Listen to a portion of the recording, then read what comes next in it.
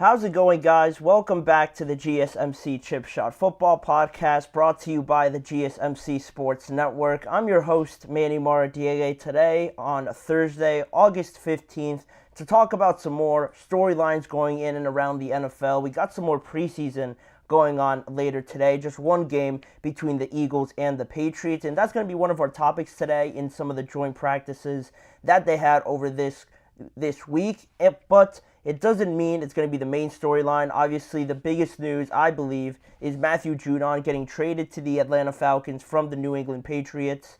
We're going to go into that and just my thoughts on it, how the Falcons got a lot better with more news coming out today on adding Justin Simmons as well.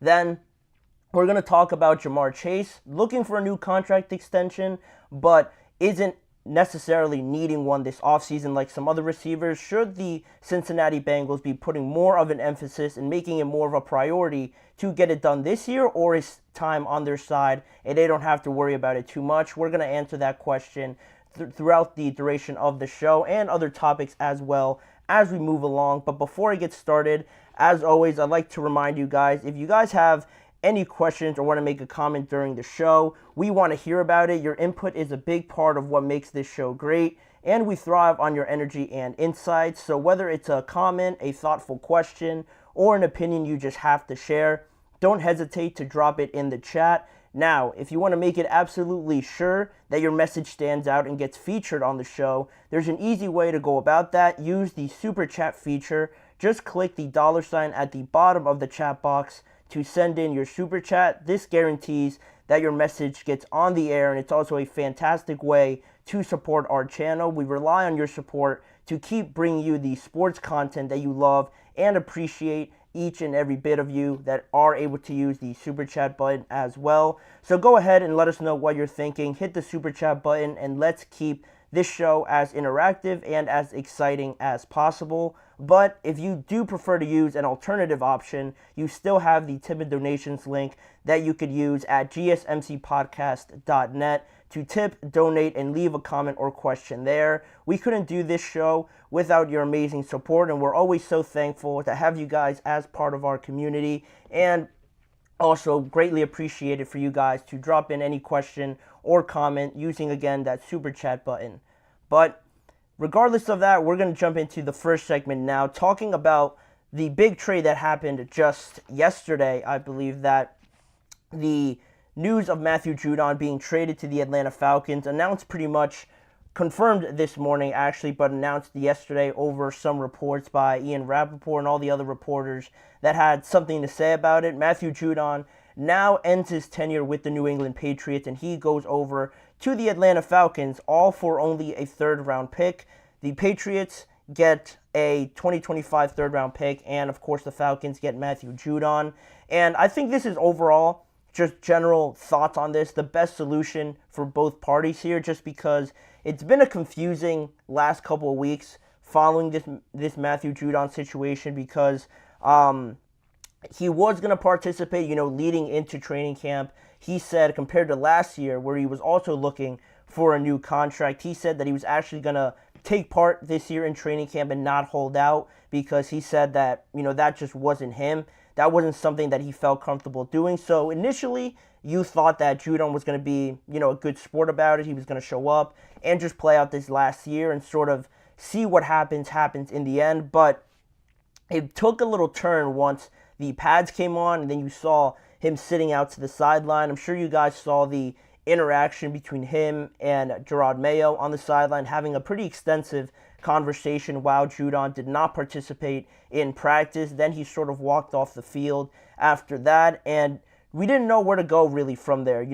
After that interaction, was Judon, done completely with the Patriots, or were they going to give him another chance? Maybe after that conversation, he would come back, and he did participate after that. He was seen at practice, taking part in it after that. There were also some reports that the Patriots made another contract offer to him, and maybe that could have been a way to solve it. Maybe they could have given him an extension by that point, but Judon right away rebutted that report and said that that never happened. He never got another extension. So really just murky waters and trying to understand where this situation was going to go from there. Personally, I never thought it really was going to end up being an extension for Matthew Judon just because he was in the final year of a 4-year, $54 million contract that he received initially from the Patriots once he went over there. And he wanted a deal last offseason, like I mentioned already. So this has been going on for a pretty extensive time now, over 2 seasons. And if it didn't happen last year, I think this year there was an even less chance of it happening just because there was a new, order coming in, new general manager, new head coach. They went a lot younger, as you guys saw, cutting ties with Juju Smith-Schuster and other players that they let go along the way as well. Matthew Judon, to me, just never really fit into what they were trying to do. Not from a production or playing standpoint, obviously, right? Because I think he's still a good player, even though I think he actually turned 32 today or maybe tomorrow. He's still producing at a pretty decent level. And for him to join the Falcons now, I think instantly he becomes their best pass rusher just off the bat. Based on what we've seen from the Falcons and the lack of production from the pass rushers, I think once he gets there and plays in that first game against the Pittsburgh Steelers, we're going to notice a big difference from the edge pressure already just with him being there. So it really just didn't match up with the Patriots, right? Their hesitancy about extending him, even though they had the most cap space in the NFL right now, sort of told you everything that you needed to know, right? You're just sitting there with a bunch of money. You could extend Matthew Judon. It's not like he wanted to be paid as the highest paid pass rusher or anything. He probably just wanted more guarantees over the next few years, but they sort of sat on it, stalled it a little bit. And if you didn't already notice, they probably weren't going to do it if they weren't eager to extend Matthew Judon because of that. So that's where my feelings came from, just reading the actions and how everything was being played out. It never looked like Judon was going to stay with the Patriots unless he was contractually forced to stay there because of that last year of his deal. So moving him on to the Atlanta Falcons for only a 3rd-round pick. I've seen some people not be too happy with a 3rd-round pick, and I can understand it kind of because you look at Judon, one of the better players over the last few years for the Patriots, and to only get a 3rd-round pick initially just on surface level might seem like too little, but if you hear what other executives have to say, one NFL executive actually said that he was surprised, actually shocked, that New England got that high of a pick for Matthew Judon, according to NFL insider Phil Perry. So he was valued differently, it seems, across the NFL. Some people thought that his value was maybe a later round pick, and for the Patriots to get a 3rd-round pick, I don't think it's too bad at all, because now they're really committing to, being bad, I guess. They're committing to the rebuild. They're committing to not tanking, but just realizing that there was never really a great chance to compete in that division with the quarterback questions, with starting everything over. You're not going to compete with the Bills, who have everything established, the Jets, who have everything riding on this season and potentially next season. The Dolphins, they were very good last year. They only improved this year, so they're not, really going to get any worse. You're really the only team that's really in this stage of a rebuild. So competing with those teams just in the division, not to mention the entire right move to make in my estimation about this whole topic. And what I found pretty interesting too here, just to close this out, was that Bleacher Report's Jordan Schultz also mentioned that not only were the Falcons involved, but also the Chicago Bears. Those 2 teams were actually the 2 finalists for Judon to potentially end up in one of those spots. And obviously Atlanta beat them out and ended up getting Judon. But the Bears were in that market still looking for a pass rushing partner for Montez Sweat. So either one of those situations, looking at it now from hindsight, would have been great for not only Judon, but for the Bears as well, to get someone to pair up with Montez Sweat. But really, if I'm going to pick a winner or a loser from this trade, I think they're both technically winners, kind of, because Atlanta obviously got better, their pass rush got better, but New England, weird to call them a winner just because they did get worse technically, but I think they are winners just in the sense that they are doing everything according to plan. They're not holding on to players just because they're good and they're afraid to get rid of them because they're still producing at a pretty decent level. They're going to get worse, but for the future, they're cashing in on the future and stockpiling all the draft capital to try, get better quickly over the next few years of the draft. They are in a very much a long-term plan, so I like the way that they did this, cashing in on it right now. And the Falcons, getting better. The only questions you have about Judon is the age, obviously, how he's going to produce, and also what kind of contract you're going to give him. Turning 32 pretty soon, if not already. Are you going to give him 3 years, 2 years? I don't think they'll give him 4 years. That's something else they have to figure out. They haven't technically given him a new contract yet, but reporters say that they are pretty much engaged in those negotiations thus far, and they are expecting Judon to get a new deal. I'm just interested to see what that deal actually is once the details come out. But overall, I was pretty satisfied with it. It stinks because the Falcons got better and they're playing the Steelers week 1, so not a big fan of that. But obviously, if I'm being non-biased, this is pretty exciting for for the Falcons fans. They're getting better, becoming, more of a contender over the last few days, just getting astronomically better from the defensive side of the ball. It should be exciting. It should be very exciting, an exciting season for the Falcons if everything obviously goes according to plan. But that's pretty much it on all the Matthew Judon news. We're going to move on to the first break of the show, but when we return, we're going to talk about another contract situation with Ja'Marr Chase, figuring out whether or not the Cincinnati Bengals should put more of an emphasis on extending Ja'Marr Chase right now, or should they, be a little bit more laid back like they have been and wait till next offseason to potentially extend them. We're going to look into all those details when we return. You're listening to the GSMC Chip Shot Football Podcast. I feel like I'm losing my mind. Is everybody in the world blind?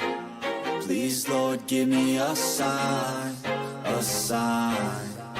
I feel like I'm losing my mind. Is everybody in the world blind? Please, Lord, give me a sign, a sign.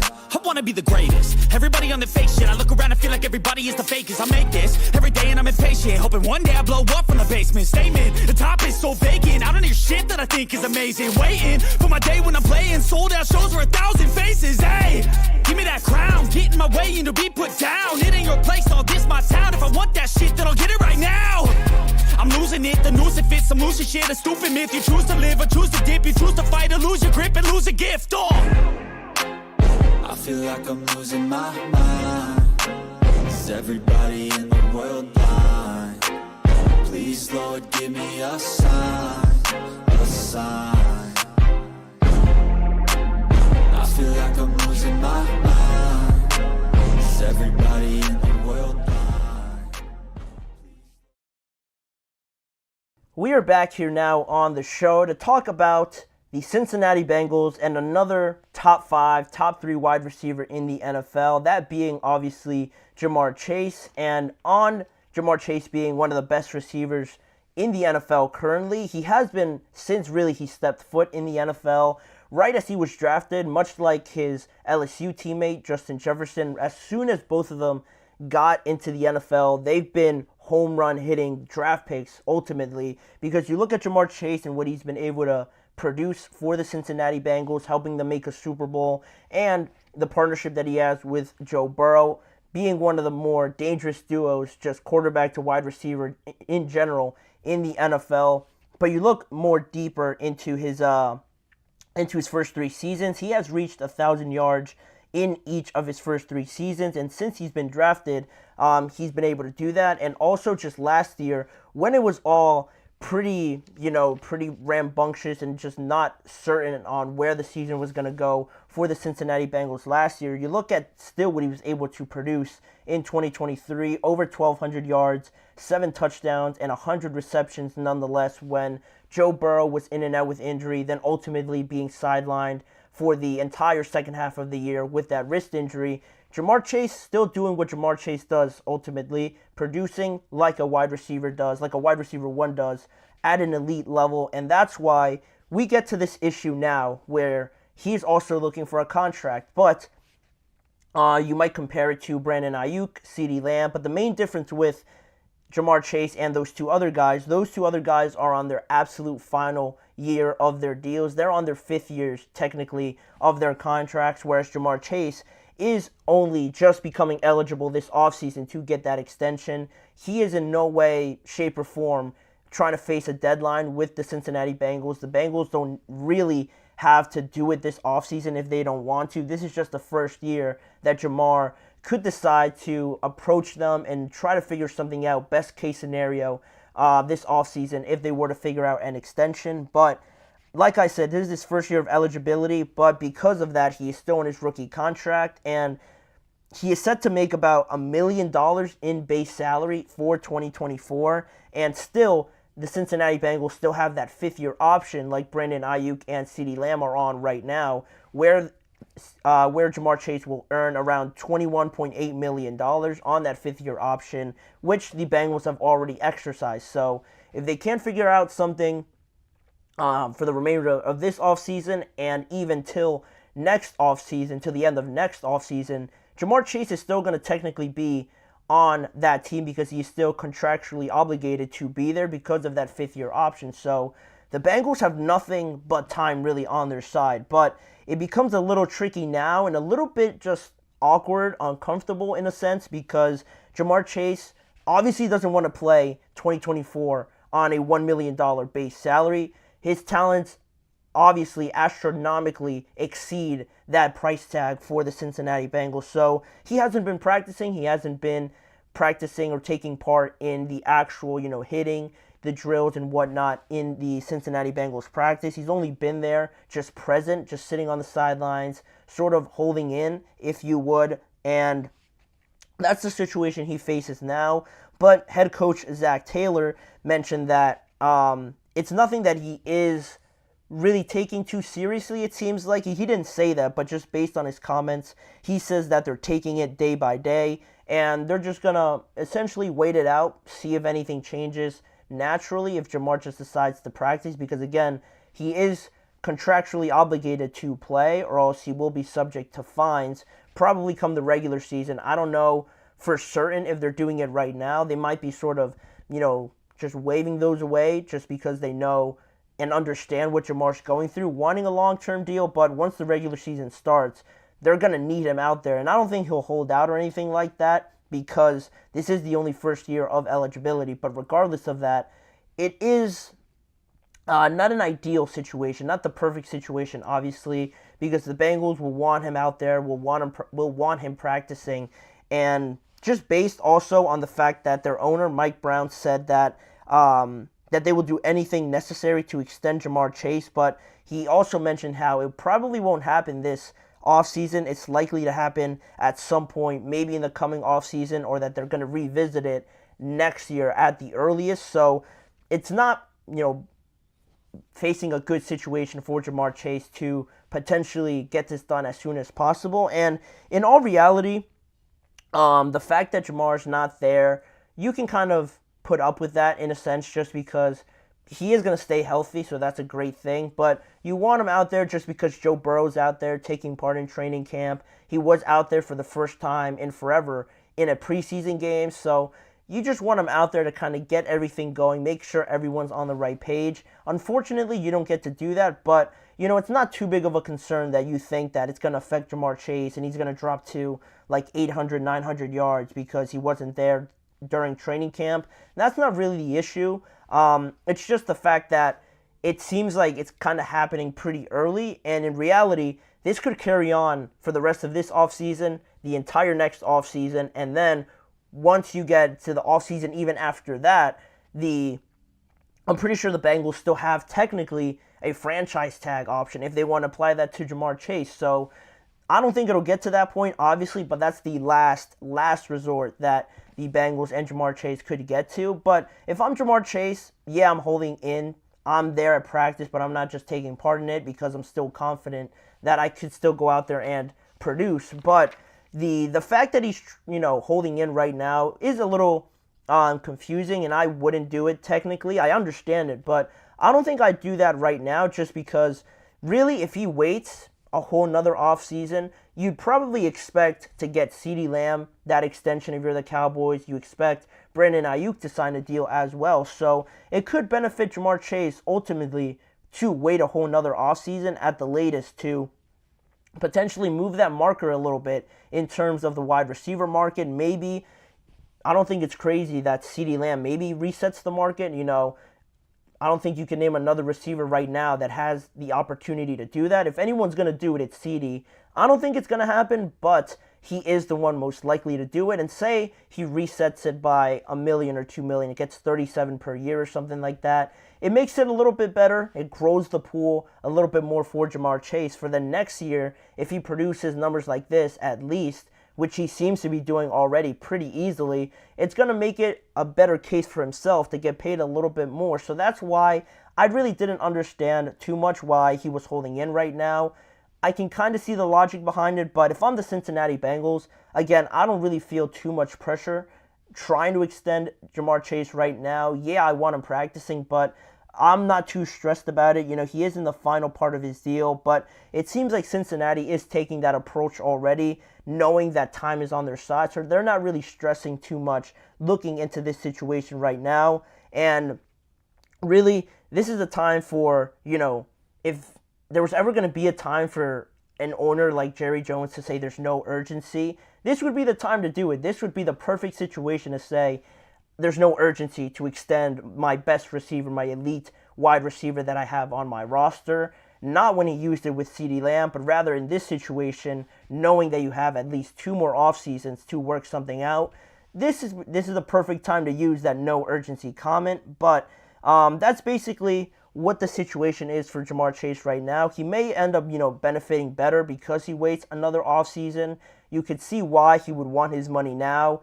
Paying Ja'Marr Chase, or if you're Ja'Marr Chase, earning a $1 million salary for all that you do for the Cincinnati Bengals is less than ideal, obviously, for Ja'Marr Chase, especially this year when you think about it and how important I would say for the entire team this is, because you look at the situation with T. Higgins, he's probably going to be on that last year of his deal.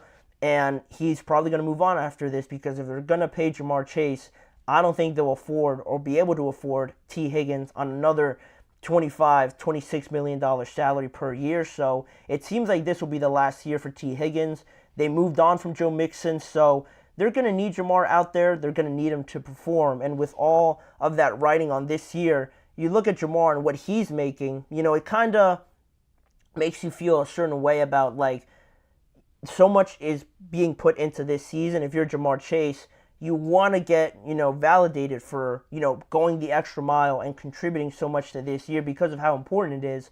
You still want to have Ja'Marr Chase be fully locked in. And I'm not saying he's not going to go out there and give 100%, but if this year is so important and Ja'Marr's only earning so little, it seems a little bit odd because of that. But again, the Cincinnati Bengals, if they're going to try and show any urgency, I don't think it'd be this offseason. They've mentioned how, important getting this extension is to Ja'Marr Chase and how important that is to them. In comparison to T. Higgins, you see what they say about T. Higgins. I brought it up a few weeks ago now, where the owner, Mike Brown, I mentioned, said he would bend over backwards to extend Ja'Marr Chase, but when it came to T. Higgins, he said he gave a more extended answer, a more political answer, like, the pie is only so big. If someone's getting so much percentage of the cap space, we can't have everybody being paid at top of the market price. So very different to what he's saying in regards to Ja'Marr Chase. So that kind of leads you into believe that, yeah, it kind of stinks that you have to wait a whole nother offseason, but you're still in good favors with the organization. Ja'Marr is going to get paid. There's no way they'll even let him sniff the offseason after the next one. So it's going to take a little bit longer. Yeah, you're probably going to have to go out there and perform like this, but it could ultimately benefit Ja'Marr to the greatest benefit in getting an even larger contract if he goes absolutely crazy with Joe Burrow back. It seems like they only make it to AFC Championship games, so doing all of that this year only benefits Ja'Marr even more. And with this hold-in, wouldn't write too much into it. It is just something that Ja'Marr felt that he needed to do to preserve himself, probably best case scenario, but it isn't something anywhere close to what Brandon Ayuk or CeeDee Lamb or what the Cowboys are facing in their situations. Those are very different, and those guys are very much running out of time, especially the Cowboys, and figuring out what they're going to do about CeeDee and Dak Prescott as well. And not only that, mentioning that topic, but that is also going to be my next topic that I mentioned that we're going to get into after this break, talking about Micah Parsons and how he says he expects CeeDee Lamb to be there come week 1 when they're supposed to take on the Cleveland Browns. There's less than 3 weeks, I want to say exactly 24 days now, until the Cowboys play that week 1 matchup, and still no signs that an extension is close with CeeDee Lamb, but Micah Parsons is pretty confident, so I'm going to get into what he said, why I think it's going to be a little bit tough to get both him and Dak extended in 3 weeks' time, but stick around and find out more about that topic when we return after this break. Looking for your daily fix of sports talk without having to pay for it? GSMC Sports Network is available on YouTube. Just search GSMC Sports Network. Get your fix of daily sports talk shows on YouTube, absolutely free.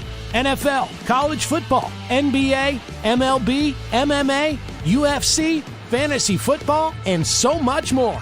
GSMC Sports Network has shows running all day long, with new sports shows starting every 2 hours. Just like on your favorite cable sports channel, except GSMC Sports Network is absolutely free. Just search GSMC Sports Network on YouTube to catch one of your new favorite shows, like the GSMC College Football Podcast, Chip Shot Football Podcast, Hoops and Heels Women's Sports Podcast, GSMC Basketball Podcast, and so many more. Check it out for yourself. GSMC Sports Network, now available on YouTube absolutely free.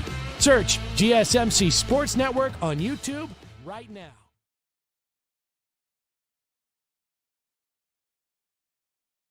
We are back here now to continue to talk almost about the Dallas Cowboys and their star wide receiver, CeeDee Lamb, after we just finished talking about Ja'Marr Chase and how actually an extension for CeeDee Lamb could benefit Ja'Marr Chase in the near future. But to stick on the Cowboys now and actually transition over to them, there's 24 days exactly until Dallas takes on the Cleveland Browns in their first matchup in week 1. And that's going to be on September the 8th. Obviously, nothing is seemingly moving for CeeDee Lamb right now in terms of a contract extension. From an outside point of view, there could be a lot of things actually going on between CeeDee and, the Dallas Cowboys organization. Who knows behind closed doors? But from everything that we've heard, from all the reports, from all the, just predictions and things like that from people that are really close to the situation, it's almost the same thing every time. I keep reading it every single day. New reports, new stories that come out, but basically saying the same message. The Cowboys feel very optimistic. They feel like they're having good conversations. It might not be close, but they're feeling good about it, which is kind of hard to understand if nothing's, really close yet, but you're still feeling optimistic. It's just, really just doesn't make sense, or how you could feel that way in regards to getting an extension done for CeeDee Lamb. I saw also today Dak Prescott mentioning that they're having good conversations in regards to his contract extension, but that also might be probably the 4th or 3rd time I've heard that from Dak Prescott, and still, again, nothing getting done actually actions-wise in terms of extending your two most important players, arguably, outside of Micah Parsons. And there's now almost exactly 3 weeks left, and my question now, with Micah Parsons saying what he is going to say, what I will bring up in just a moment here, to bring up the fact that, or expect CeeDee Lamb and Dak Prescott to both be there, it's almost a long shot for me, and I'll get more into it after I explain what Micah Parsons says. Micah Parsons, still, much like the Cowboys overall, he also is pretty optimistic and confident, actually, on CeeDee Lamb being there come week 1, because he said, obviously, we miss him. He's one of the best people you can have in a locker room. I'm pretty sure he'll be here, and he also said that he's talking to CeeDee Lamb, pretty regularly. He's watching the practice film, so he is still staying engaged with what the Cowboys are doing this year, but he is still holding out. He is one of the receivers that isn't present, hasn't been present all offseason, and unlike Dak Prescott, looking also for a contract extension. Dak has shown up, and he seems almost very indifferent to the idea of maybe this being the last year for the Dallas Cowboys and Dak Prescott as a unit. He seems like he's pretty open and accepting of the fact that, whatever happens, happens. If a contract extension comes, it's whatever. It'll be great. But if it doesn't, he seems perfectly fine with, moving on. He's mentioned it in some comments before. And if that doesn't worry some Cowboys fans potentially over losing their quarterback, there's something wrong. Honestly, I would be pretty worried if I heard Dak talking about that. But also just continuing on with what Micah Parsons had to say about CeeDee Lamb, he said he knows he's not going anywhere. The business side, they're going to take care of it, no doubt about it. On week 1, he will be suiting up for the Dallas Cowboys. Sounding pretty convincing. It sounds pretty convincing hearing it, what Micah Parsons had to say in that answer. But Dallas players usually end up spilling information, honestly, before anything is done, or actually spilling out more information than they should have. So maybe Micah Parsons knows something, maybe because of this constant theme that we always see from Dallas Cowboys players of always spilling personal information or oversaying something that they shouldn't. Maybe Micah could be inclining everybody to think that this contract is actually close to being done, because he does sound, again, pretty convinced and pretty confident that CeeDee Lamb will be there. I truly don't believe he'll be there without having that contract first. So it's not a matter of fact of him just showing up because it is the first week of the regular season. I think he'll have no problem sitting out of that game, much like Chris Jones did last year when he sat out of the Lions game with the Kansas City Chiefs. They ended up losing that game, probably working out in Chris Jones' favor a little bit more. They lose that game, and then almost right after that, they extend Chris Jones to a massive deal, and it all works out. So I expect CeeDee to pretty much follow that same exact blueprint if he has no contract. I don't think he'll just show up because it is the start of the regular season. And now I wanted to get into this report by the Cowboys beat reporter, John Machota, and he said from The Athletic, he said a bunch of his thoughts on how he feels this could play out, talking about a regular season deadline, almost like Micah Parsons was mentioning in his statement. John Machota said, "The Cowboys generally don't do deals during the season, so if Prescott doesn't have a new deal by September the 8th, it's probably not going to happen this year," and he believes also that Dallas could let him play out this last season, then circle back next offseason to see if they could work something out with him. So just taking that and acknowledging the fact that he basically said they have until the start of the regular season to get something done. Now, it isn't 100% certain that they wouldn't, break that tradition, break that theme of not working something out in the regular season for obviously their franchise quarterback and one of the best receivers they've ever had, arguably. I couldn't see why they wouldn't break that tradition, but based on how the Cowboys have done business over the last few years, according to Machota there, he said that it usually goes to the regular season, the start of it, and then that's pretty much it. So the Cowboys have pretty much until that September 8th deadline to work something out. And also, continuing on with these reports, the Athletic's Jeff Howe chimed in, and he said that before this past weekend, that it doesn't appear that Dallas are relatively close to a deal with Dak Prescott, even though they badly want to lock him down. So, kind of contradicting there. They're not close to it, but they want to keep him. Kind of inclines you to think that maybe the asking price for Dak Prescott, what he's asking for in a new contract, could be a little bit out of their pay grade, which seems a little ridiculous just because, again, this entire situation with the contracts has basically just been because of the decisions that the Cowboys have decided to take, because they waited so long, almost to the absolute last minute, to extend almost all of these guys at the same time.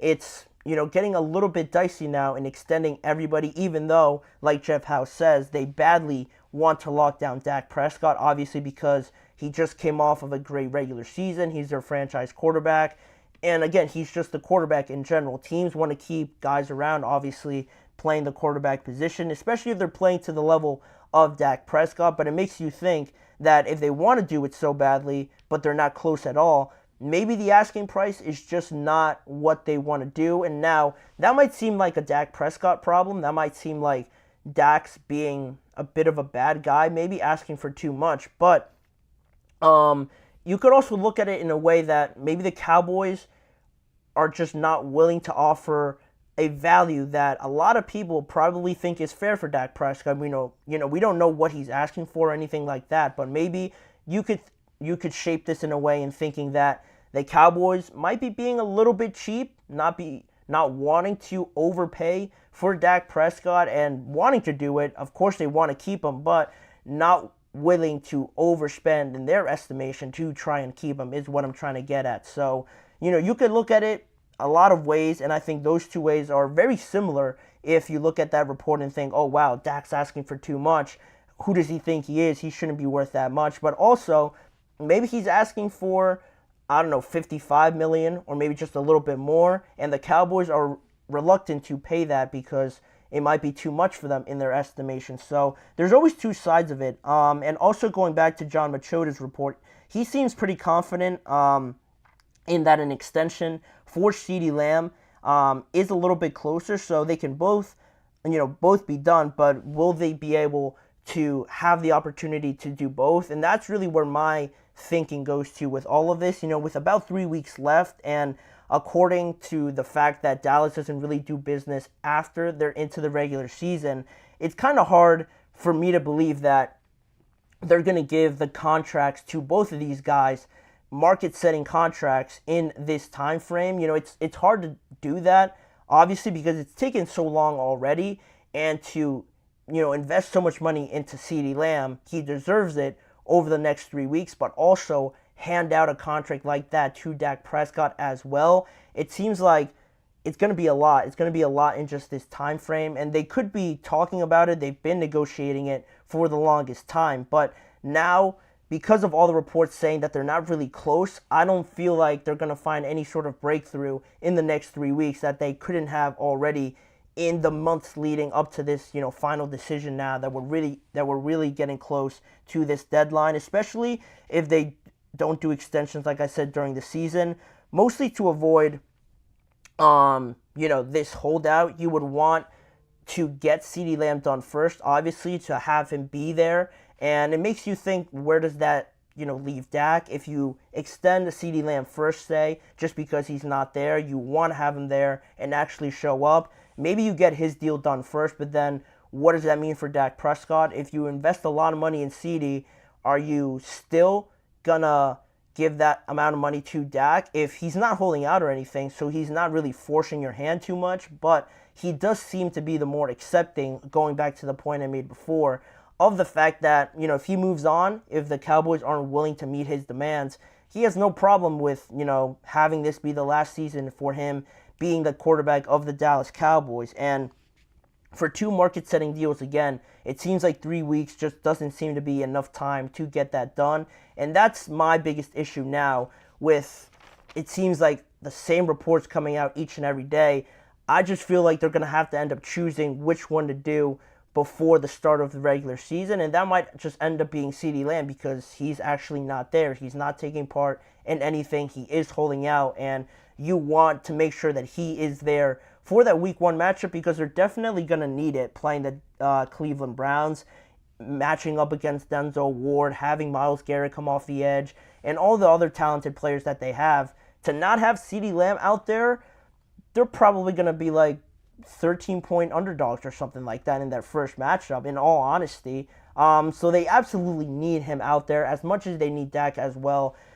Is 3 weeks going to be enough time for both of them? I feel like they're just going to have to decide. But let me know your guys' thoughts on whether or not you think 3 weeks is enough to get both of these deals done.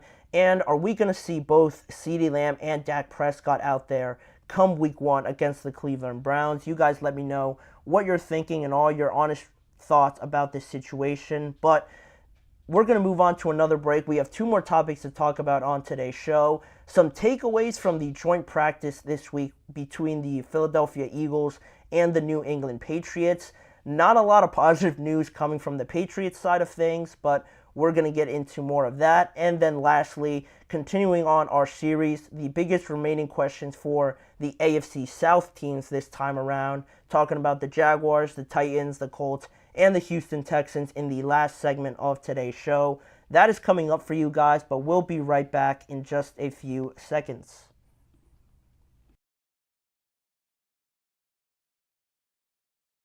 For the best and latest podcasts available anywhere, go to the podcast app on your cell phone and type in GSMC to access free content-rich podcasts on health and wellness, book reviews, sports, entertainment, relationships, social media, movies, technology, finance, and even weird news. Subscribe and download the GSMC Podcast Network's family of shows, available everywhere podcasts are found.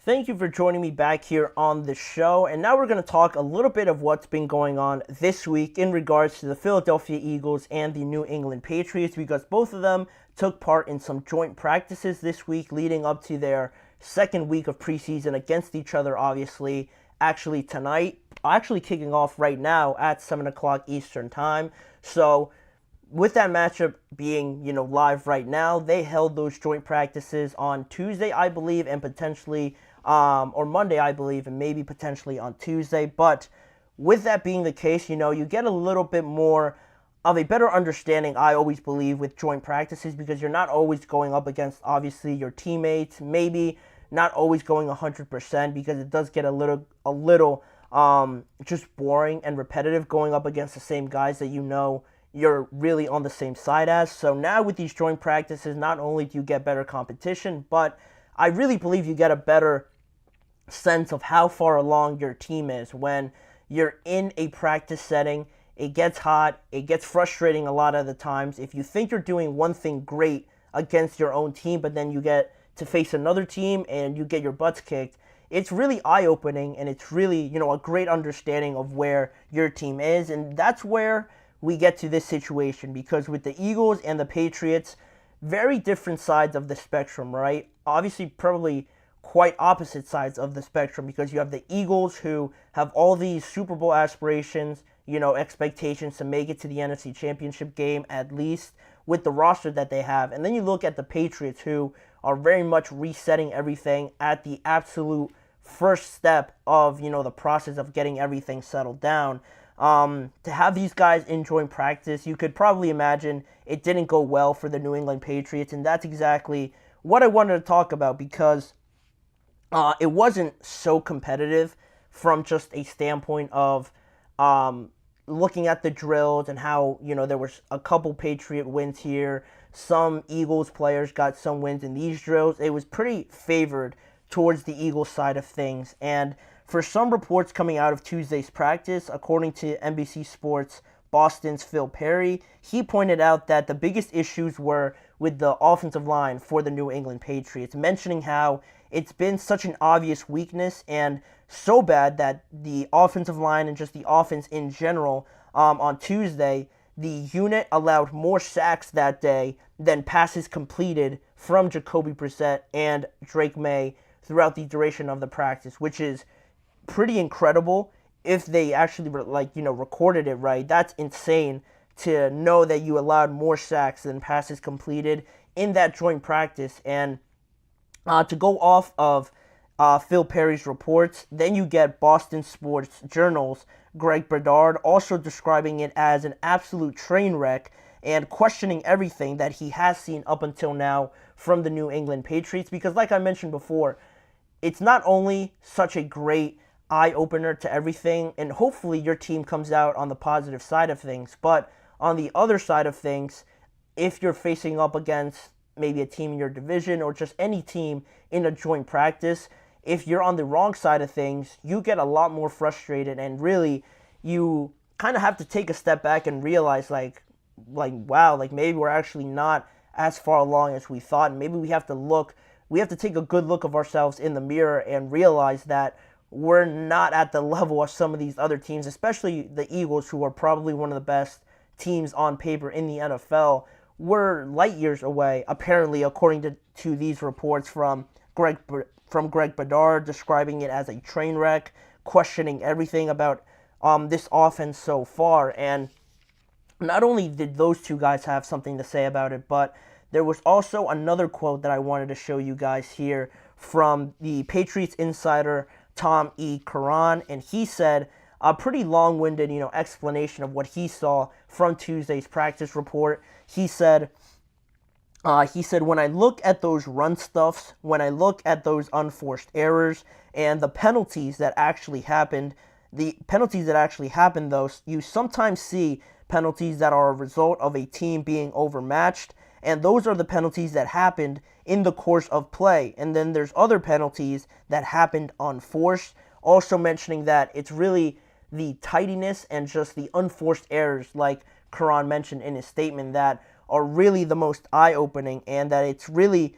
sort of maddening that the sloppiness, that the lack of discipline from this offense, he continued on to say, is the most shocking thing of all, that they're really just shooting themselves in the foot right now, going up against arguably one of the best defensive lines in football, that it really isn't a matter of just being overmatched, because they're probably more than likely overmatched compared to the Eagles' defensive line, but it's not really that. It's just more so the fact that, they're just hurting themselves a lot of these times. He mentioned in another statement that I read in the article that he was sort of saying how, kind of listing off reasons for why it was so sloppy, mentioning how they might be nervous or they might just be, jittery facing up against this potent Eagles defensive line. He couldn't understand why there were so many unforced errors by this New England Patriots team. And again, going back to the previous comments, it's very eye-opening, and you question everything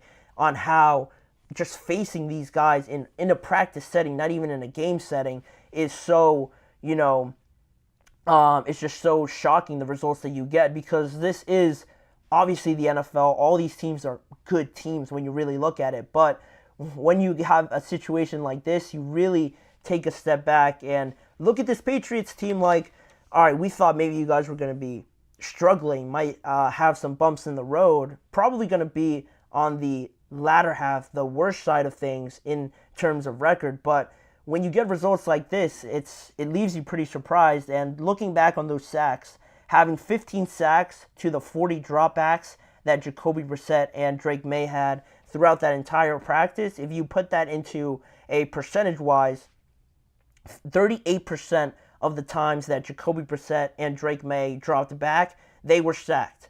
On 38% of the time, they were being sacked during that practice, which is insane to think about. It's insane that that offensive line almost wasn't there. It seems like they weren't even there to hold up a little bit to protect Jacoby Brissett and Drake May. Now, obviously, they weren't actually getting hit because this is practice, but it is a little shocking to see where this team is in reality compared to going up against one of the better teams in the NFL. But it wasn't all bad.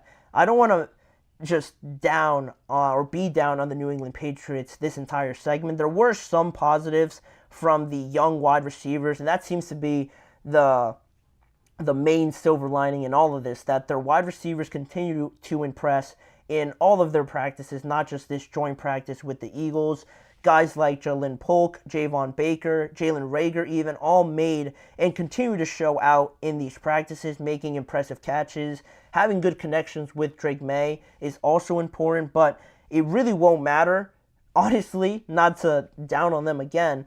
If this offensive line isn't protecting anybody, if they're allowing a lot of sacks like they did, those receivers are never going to see the ball or even look at the ball coming out of the quarterback's hand if the offensive line doesn't improve. So obviously the Patriots have to figure that out and have to just, get back to at least being disciplined. That's the least you can do. You don't have to execute on every play, but to just be out of the play before it even starts by having false starts and just, missing your assignments and things like that, you're putting yourself at a disadvantage before the play even begins. So that's really something I found pretty surprising as well. But to throw you guys a question here on this segment, not just throw out these negative stats about the Patriots. Is this more of a positive look on the Eagles, that they are so good, that they are so far in advance, that they are pretty much clicking on all cylinders already? Or is it more of a worse look on the New England Patriots for being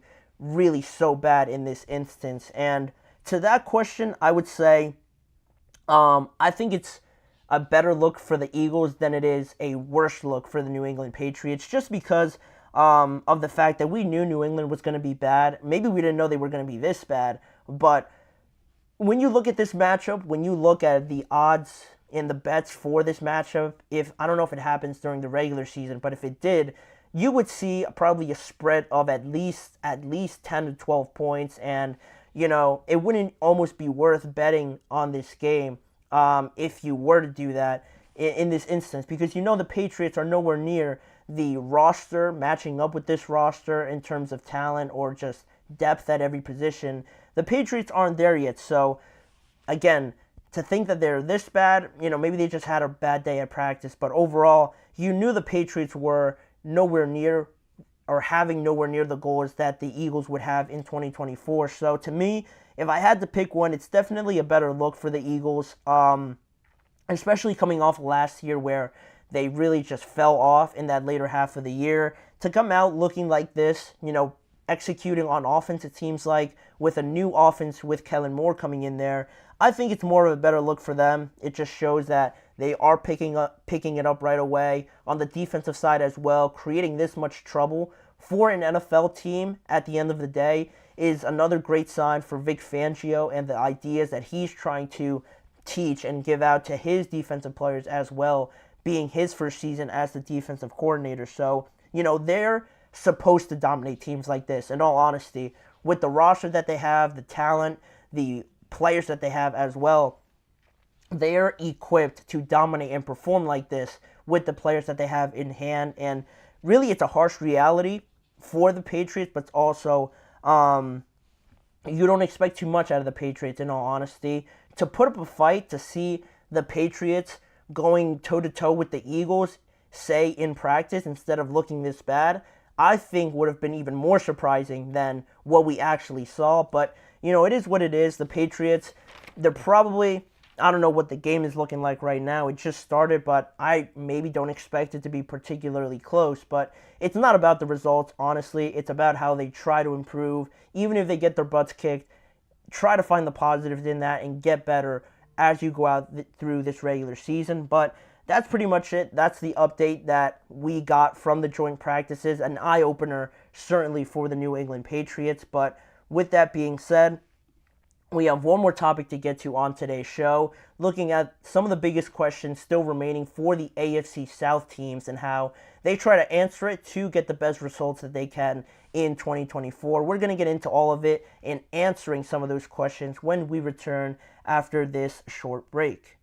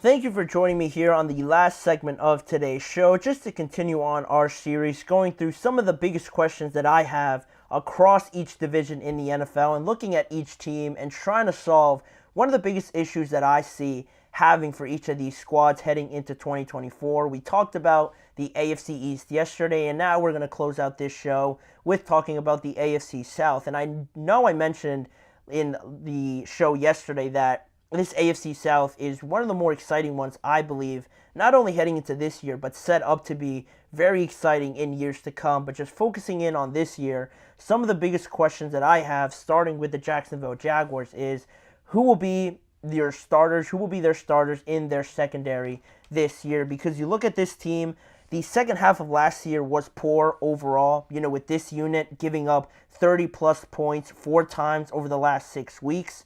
Then they brought in a new voice in there, hiring Ryan Nielsen from the Atlanta Falcons to be their new defensive coordinator. So obviously when you give up 30 points on average 4 times over the last 6 weeks, you're going to have to need a change, especially if you crash out of the playoff race like the Jaguars did.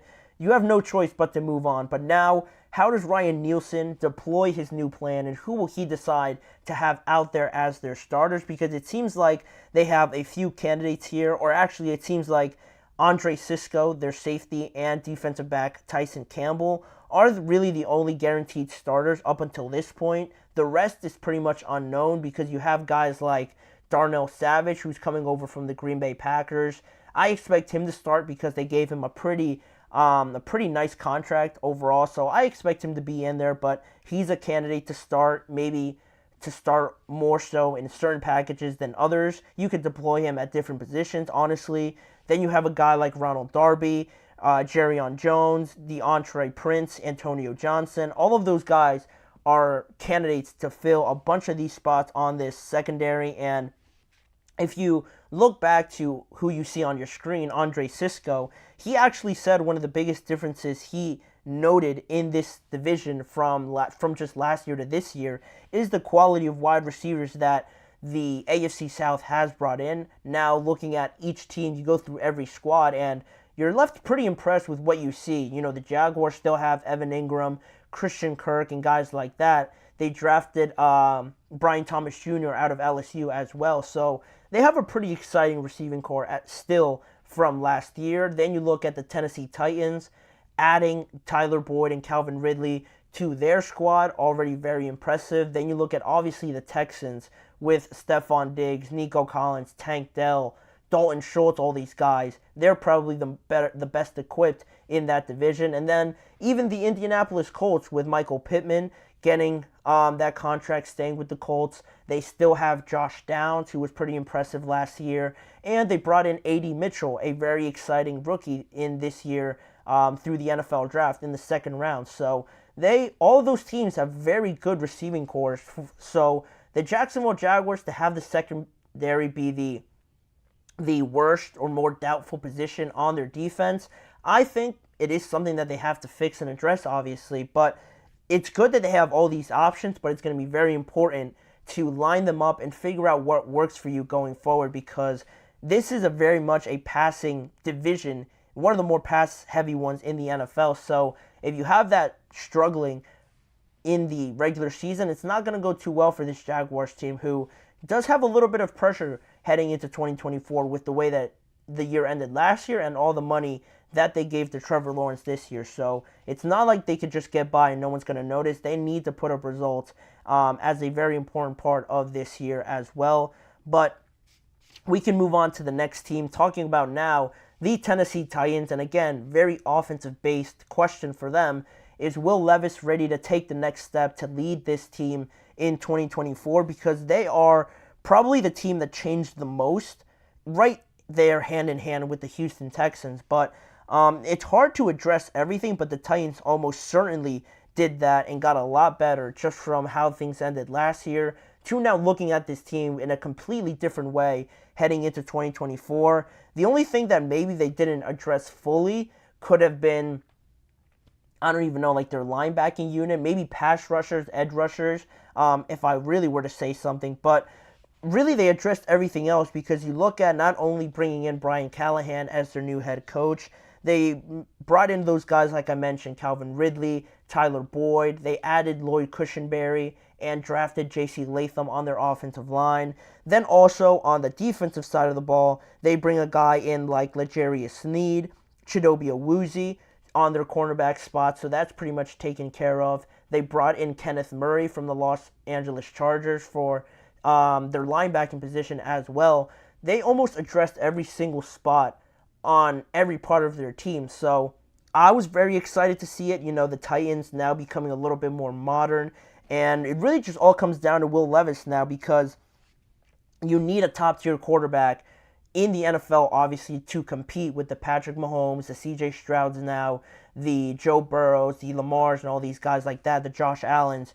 You can't have that position be the one position that you have doubts about, because it's not going to work. It's not going to bring everything together. So Will Levis now is stepping into a situation that's pretty great, honestly, in terms of who he has around him, but there does come the challenge of learning a whole new offense, only being in your second year in the NFL, only having played 9 games last year. So the numbers may not stack up in general compared to other rookie quarterbacks, but he did impress in some performances, and I thought he did all right considering all the circumstances and not having as talented of a team last year than he has right now. I also think this offense does fit him a little bit better with Brian Callahan coming in, obviously now. Having a more spread offense, I think, benefits Will Levis because he is talented throwing the ball. I think he has one of the more underrated arms, just from the limited games that I saw last year. And you look at some of those performances, 2 of them stand out to me mostly. Was that road win that he had against the Miami Dolphins late in the year. That was a very good win for the Titans. Maybe not playing for too much, but to compete with one of the better teams, I thought said a lot. And also he had a great debut against the Atlanta Falcons, putting up 4 touchdowns and throwing for 238 yards. And, teams without a high-caliber quarterback, again, are not going to stand a chance. And I think if they could get that out of Will Levis, why can't they be in a position to compete with the Jaguars at least, the Colts at least, and compete for that second spot in the division? And if they do that, maybe they don't go toe-to-toe with the Texans yet, but if you're in the second spot, you could be right there for a playoff spot. So if Will Levis could do that, I have high hopes for this Tennessee Titans team. And then the next team here I wanted to talk about is the Indianapolis Colts. How do they overcome, or where do they find the pass rush help after they lose their sack leader last year in Samson Ebukam? And it might not be a household name, but Samson Ebukam tore his Achilles during Sunday's practice just this week, so that's a pretty big loss. Again, not a household name, but he was this team's sack leader in 2023 with 9.5 sacks, followed by Kwity Paye, DeForest Buckner, and some other guys with around 8 sacks as well, putting up decent numbers. But when you lose a guy putting up close to 10 sacks, it's definitely going to affect you with a very young defense and a very young secondary at that. So where do you find the help? Where do you find more sacks coming in? You could expect DeForest Buckner to be in there, Kwity Paye as well, but I'm looking at a guy that you see on your screen, their first-round selection, Laiatu Latu out of UCLA, and how quickly he can get acclimated. He's probably going to play a lot more now with Ebukam now sidelined probably for the entire year. How up to speed is he? How much can he contribute right away? Again, adding to that youth on that defensive side of the ball. But if you could find something in Laiatu Latu and have him put up around 6 sacks or something like that, it's going to help. It's not going to be a lot, obviously. Maybe he does put up a lot. Maybe he breaks out and has like 10 sacks or something. But realistically, he's probably going to be around 6 to 7, maybe something around those numbers. And regardless of what you get out of him, to see maybe that growth and have him be into this position right away, maybe it'll help him. Maybe it'll help him grow a lot faster if he has more responsibility. But it is something that they do have to address, because you can't afford to not create pressure again in this division that you have all these great quarterbacks. Stroud, Lawrence, Anthony Richardson for the Colts doesn't really apply, but Will Levis as well. All these offenses, you need to create that pass rush, or these guys are just going to sit back there and pick you apart as long as they have that time to. So finding the pressure from somebody else that could step up is going to be huge for the Indianapolis Colts.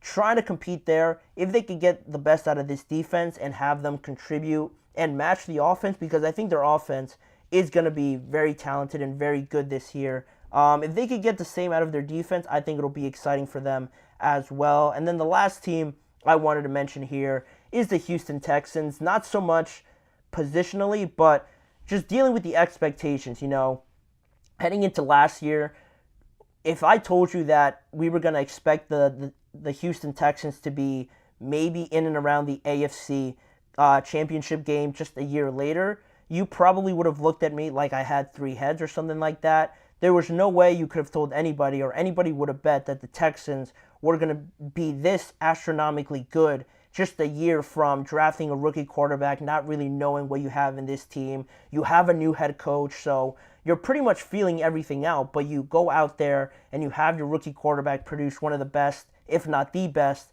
rookie season in NFL history, and now managing these expectations from one year to another, because obviously you got a lot better bringing in Stephon Diggs, Danielle Hunter, Joe Mixon, to add on to the already phenomenal players that they had in Derek Stingley, Christian Harris, Nico Collins, Tank Dell, Will Anderson, and guys like that. To have that talent around you in such a short period of time, how does this young and relatively inexperienced team deal with those expectations just from one year to another? It's a lot.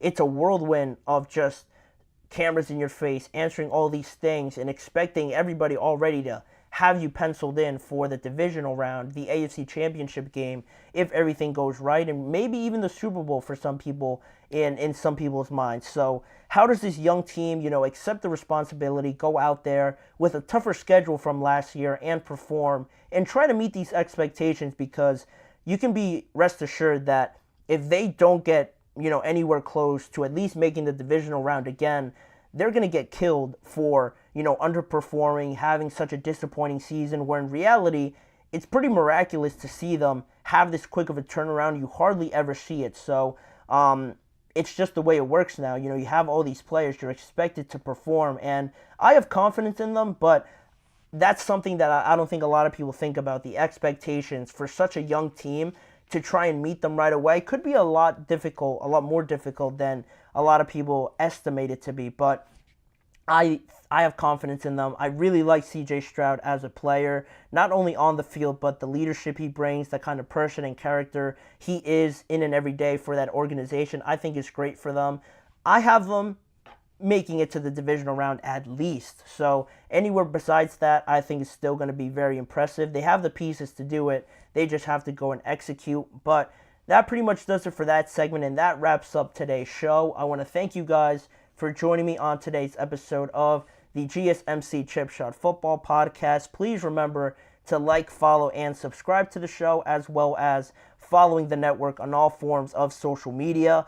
If you want to see more of this show, check out both YouTube channels as well, the Podcast Network channel and the Sports Network channel, for more forms of content around the NFL that you could indulge upon by checking out those YouTube channels. And also, lastly, tune in every weekday at 6:30 p.m. Eastern Time for more coverage around the NFL and discussions with me, Manny Maradiaga, as your host. Thanking you for joining me, and I hope to see you guys back here again with me tomorrow.